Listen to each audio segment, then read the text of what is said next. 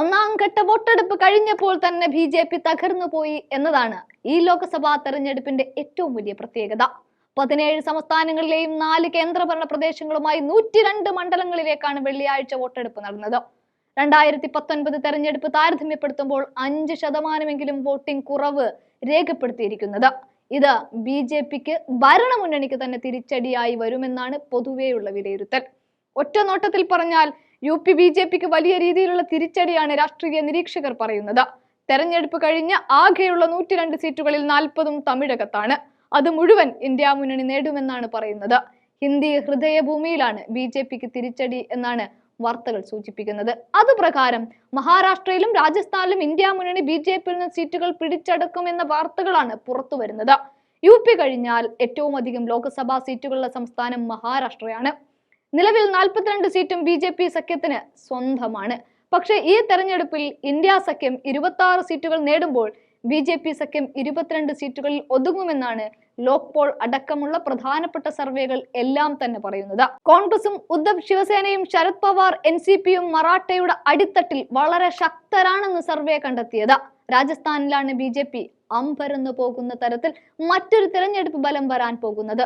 ആകെയുള്ള 25 സീറ്റുകളിൽ നിലവിൽ 25ഉം ബി.ജെ.പിക്കാണ്. എന്നാൽ ഇത്തവണ സർവേ പ്രകാരം 8 സീറ്റുകൾ ഉറപ്പായും അത് 12 സീറ്റുകൾ വരെ എത്താനും സാധ്യതയുണ്ട് എന്നാണ് പ്രവചനം. അതിനും വ്യക്തമായ കാരണമുണ്ട്. അതിൽ പ്രധാനം കോൺഗ്രസ് ഒറ്റയ്ക്ക് നിൽക്കാതെ ഇന്ത്യ മുന്നണി സജീവമാക്കിയതാണ്. ഹാബിമാൻ ബെനിവാളിന്റെ RLPയും അതുപോലെ വളരെ ശക്തി പ്രാപിച്ചു കഴിഞ്ഞ ആദിവാസി പാർട്ടിയും ഇത്തവണ കോൺഗ്രസിനൊപ്പമാണ്. നിയമസഭാ തെരഞ്ഞെടുപ്പിലേറ്റ തോൽവിയിൽ നിന്നും പാഠം ഉൾക്കൊണ്ടുകൊണ്ടാണ് കോൺഗ്രസ് ഈ തീരുമാനത്തിലെത്തിയത്. നാഗോർ, ബൻസ്വാര, ടോങ്, ഉദയ്പൂർ, അജ്മീർ, കോട്ട, ജയ്പൂർ തുടങ്ങിയ സീറ്റുകളിലെല്ലാം കോൺഗ്രസ് സഖ്യം വളരെ മുന്നിലാണ് എന്നാണ് റിപ്പോർട്ടുകൾ സൂചിപ്പിക്കുന്നത്.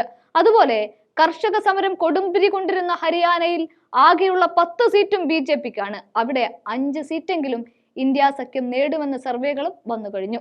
ഒപ്പം തന്നെ ദില്ലിയിലെ 7 സീറ്റുകളും കൈവശം വെച്ചിരിക്കുന്ന ബി.ജെ.പിക്ക് ഇത്തവണ എത്ര കിട്ടുമെന്നതിൽ അവർക്ക് തന്നെ സംശയമാണ്.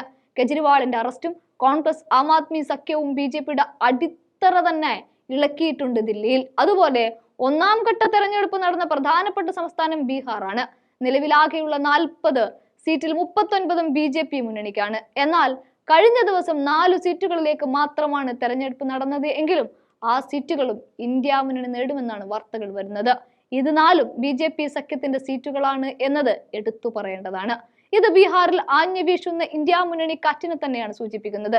ഇതെല്ലാം വ്യക്തമായി മനസ്സിലാക്കിയ ബി.ജെ.പിയുടെയും മോദിയുടെയും മനസ്സ് തകർന്നു എന്നാണ് മാധ്യമങ്ങൾ എഴുതിയിരിക്കുന്നത്.